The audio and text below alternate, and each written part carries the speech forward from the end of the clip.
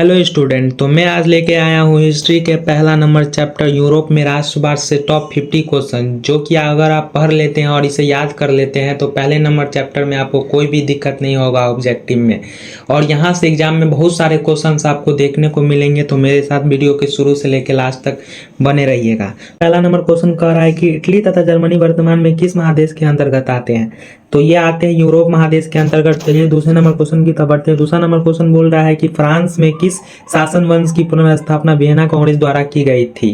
तो बोर्बो वंश की पुनर्स्थापना की गई थी। तीसरे नंबर क्वेश्चन की तरफ बढ़ते हैं। तीसरा नंबर क्वेश्चन बोल रहा है कि मेजनी का संबंध किस संगठन से था? तो मेजनी का संबंध कार्बोनरी संगठन से था। और चौथा नंबर क्वेश्चन बोल रहा है कि इटली एवं जर्मनी के एकीकरण के विरुद्ध निम्न में से कौन था? तो इटली और जर्मनी के एकीकरण के विरुद्ध इसमें से कौन था? तो ऑस्ट्रिया था इसके विरुद्ध। वो नहीं चाह रहा था कि इटली और जर्मनी का एकीकरण हो।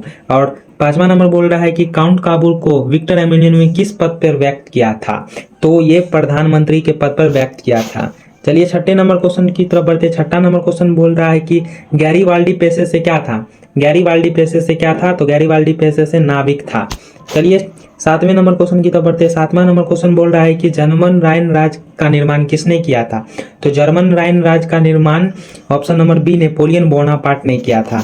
चलिए आठवें नंबर क्वेश्चन की तरफ बढ़ते हैं। आठवां नंबर क्वेश्चन बोल रहा है कि जाल्बेरिन कौन सी संस्था थी? तो आप लोग बताइए जाल्बेरिन कौन सी संस्था थी? तो ये एक व्यापारियों की संस्था थी। चलिए नौवें नंबर क्वेश्चन की तरफ बढ़ते हैं। नौवां नंबर क्वेश्चन बोल रहा है रक्त एवं लौह की नीति का अवलंबन किसने किया था? तो रक्त और लौह का नीति का अवलंबन ऑप्शन नंबर सी बिस्मार्क ने किया था। चलिए 10वें नंबर क्वेश्चन की तरफ बढ़ते हैं। 10वां नंबर क्वेश्चन बोल रहा है कि फ्रैंकफर्ट की संधि किस वर्ष हुई? फ्रैंकफर्ट की संधि 1871 ईस्वी में हुई थी। नेपल्स की क्रांति कब हुई थी? तो नेपल्स की क्रांति कब हुई थी? तो नेपल्स की क्रांति 1821 ईस्वी में हुई थी। चलिए 12वें नंबर क्वेश्चन की तरफ पढ़ते हैं। 12वां नंबर क्वेश्चन बोल रहा है कि चार्टिस्ट आंदोलन कहाँ हुआ था? तो चार्टिस्ट आंदोलन इंग्लैंड में हुआ था, आप लोग को पता होगा। 13वें नंबर क्वेश्चन की तरफ बढ़ते हैं। 13वां नंबर क्वेश्चन बोल रहा है यूनान को एक स्वतंत्र राष्ट्र घोषित किया गया था। कब? बताइए कब किया गया था? तो ऑप्शन नंबर बी 1832 ईस्वी में किया गया था। चलिए 14वें नंबर क्वेश्चन की तरफ बढ़ते हैं। 14वां नंबर क्वेश्चन बोल रहा है कि कार्बोनरी संगठन किस वर्ष हुआ था? कार्बोनरी संगठन किस वर्ष हुआ था? तो कार्बोनरी संगठन ऑप्शन नंबर सी 1810 ईस्वी में हुआ था। 15वें नंबर क्वेश्चन की तरफ बढ़िए। 15 नंबर क्वेश्चन बोल रहा है कि एड्रियानोपोल की संधि कब हुई थी? एड्रियानोपोल की संधि हुई थी आपको 1829 ईस्वी में। चलिए 16वें नंबर क्वेश्चन की तरफ बढ़ते हैं। 16वां नंबर क्वेश्चन बोल रहा है कि एड्रियानोपोल की संधि किन दो देशों के बीच हुआ था? तो बताइए किन दो देशों के बीच हुआ था? तो ऑप्शन नंबर ए तुर्की और रूस के बीच हुआ था ये।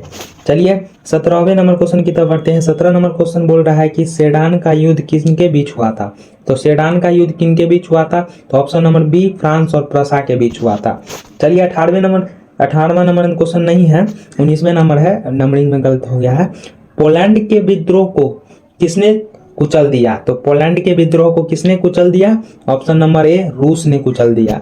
चलिए 20वें नंबर की और बढ़ते हैं। 20वां नंबर बोल रहा है कि सन 1870 में फ्रांस और प्रसा के बीच युद्ध कहाँ हुआ था?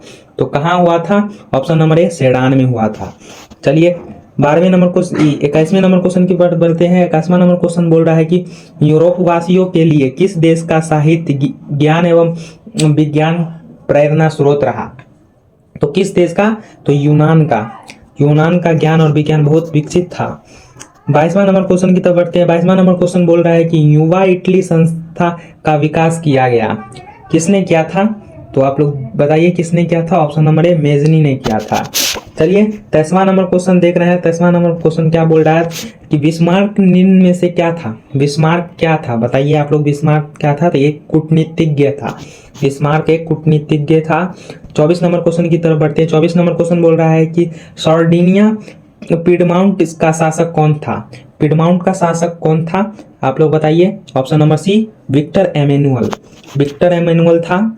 और 25वें नंबर क्वेश्चन की तरफ बढ़ते हैं। 25वां नंबर क्वेश्चन बोल रहा है कि यूनानी स्वतंत्रता आंदोलन के दौरान कौन ब्रिटिश कवि शहीद हुए? तो कौन से ब्रिटिश कवि थे जो स्वतंत्रता के दौरान शहीद हो गए थे? तो वो थे आपके लॉर्ड वायरन। चलिए 26 नंबर क्वेश्चन की तरफ बढ़ते हैं। 26 नंबर क्वेश्चन बोल रहा है कि जाल्बेराइन की स्थापना किस राज्य ने की? जाल्बेराइन की स्थापना किस राज्य ने की? तो ऑप्शन नंबर ए प्रसा ने की। चलिए 27वें नंबर ऑप्शन की तरफ बढ़ते हैं। 27वें नंबर क्वेश्चन की तरफ बढ़ते हैं। 27वां नंबर क्वेश्चन बोल रहा है हंगरी की भाषा क्या थी। हंगरी की भाषा क्या थी, तो हंगरी की भाषा आपको मैग्यार थी। 28वां नंबर क्वेश्चन बोल रहा है कि यूनान के स्वतंत्रता संग्राम में किसकी पराजय हुई। तो किसकी पराजय हुई, तो बी तुर्की की। चलिए 29 नंबर क्वेश्चन की बढ़ते हैं। 29 नंबर क्वेश्चन बोल रहा है कि मारियाइन किस देश का राष्ट्रवाद की प्रतीक थी। तो मारियाइन किस देश की राष्ट्रवाद प्रतीक थी, तो ए फ्रांस की। 30 नंबर क्वेश्चन की तरफ बढ़ते हैं। 30 नंबर क्वेश्चन बोल रहा है यूरोपीय सभ्यता का पालना किसे कहा जाता है, तो यूनान को कहा जाता है। चलिए 31वें नंबर क्वेश्चन की तरफ बढ़ते हैं। 30वां नंबर क्वेश्चन बोल रहा है कि एक्ट ऑफ यूनियन किस वर्ष पारित हुआ। एक्ट ऑफ यूनियन 1688 में पारित हुआ था। 32 नंबर क्वेश्चन की तरफ बढ़ते हैं। 32 नंबर क्वेश्चन बोल रहा है कि 1789 की फ्रांसीसी क्रांति के समय वहां किस राजवंश का शासन था। तो बताइए, ऑप्शन नंबर सी बोर्बो। 33 नंबर क्वेश्चन की तरफ बढ़ते हैं। 33 नंबर क्वेश्चन बोल रहा है कि नेपोलियन संहिता किस वर्ष लागू हुई थी। तो नेपोलियन संहिता 1804 ईस्वी में लागू हुई थी, आप लोग को पता होगा। 34 नंबर क्वेश्चन की तरफ बढ़ते हैं। 34 नंबर क्वेश्चन बोल रहा है कि जर्मनी के एकीकरण के लिए बिस्मार्क ने कितने युद्ध किए। तो बिस्मार्क ने कुल 3 युद्ध किए थे। चलिए 35वें नंबर क्वेश्चन की तरफ बढ़ते हैं। 35 नंबर क्वेश्चन बोल रहा है कि वियना कांग्रेस में कौन सा राष्ट्र सम्मिलित नहीं था। तो ऑप्शन नंबर डी जर्मनी वहां सम्मिलित नहीं था। चलिए 36 नंबर क्वेश्चन की तरफ बढ़ते हैं। 36 नंबर क्वेश्चन बोल रहा है वियन कांग्रेस में पवित्र संघ की घोषणा किसने प्रस्तुत की। तो ऑप्शन नंबर ए रूस ने प्रस्तुत की थी। चलिए 37 नंबर क्वेश्चन की तरफ बढ़ते हैं। 37 नंबर क्वेश्चन बोल रहा है कि यंग इटली के संस्थापक कौन थे। यंग इटली के संस्थापक आपको हो जाएगा ऑप्शन नंबर सी मेजनी थे। चलिए 38 नंबर क्वेश्चन की तरफ बढ़ते हैं। 38 नंबर क्वेश्चन बोल रहा है कि फ्रांस के किस राजा ने कहा था अंग्रेजी राजा की भांति शासन करने की अपेक्षा लकड़ी काटना अधिक पसंद करूंगा।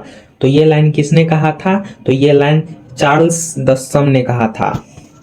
चलिए 39 नंबर क्वेश्चन की तरफ बढ़ते हैं। 39 नंबर बोल रहा है कि प्रसा का शासक कौन था। प्रसा का शासक कौन था, तो प्रसा का शासक ऑप्शन नंबर डी विलियम प्रथम था।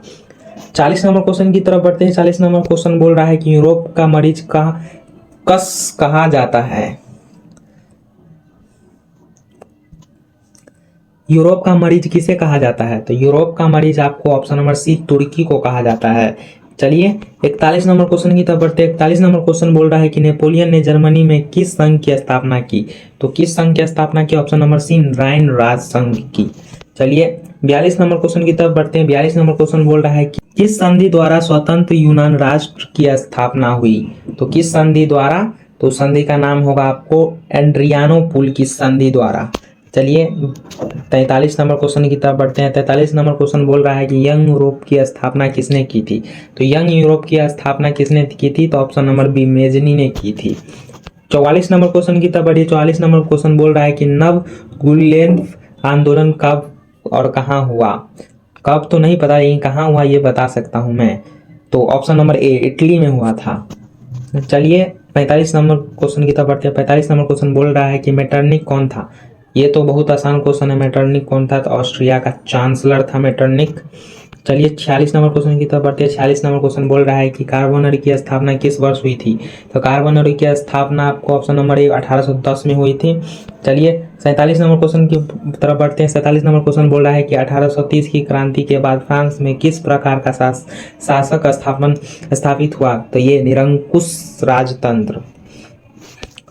48 नंबर क्वेश्चन बोल रहा है कि लाल कुर्ती नामक संस्था का गठन किसने किया था। लाल कुर्ती का किसने गठन किया था, तो ऑप्शन नंबर डी गैरिबाल्डी ने किया था।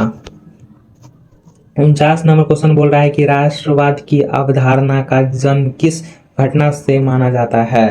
तो किस घटना से माना जाता है, ऑप्शन नंबर ए पूर्ण जागरण से माना जाता है।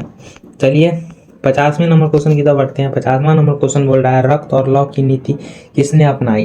तो रक्त और लौ की नीति बिस्मार्क ने अपनाई थी। तो आज बस 50 ऑब्जेक्टिव रहने देते हैं, अगले वीडियो में फिर से लेके आएंगे अलग अंदाज में ऑब्जेक्टिव क्वेश्चन। तो और वीडियो अच्छी लगे तो वीडियो को लाइक, चैनल को सब्सक्राइब और अपने दोस्तों को पास अवश्य शेयर कर दे। तो आज के लिए इतना ही। जय हिंद, जय भारत।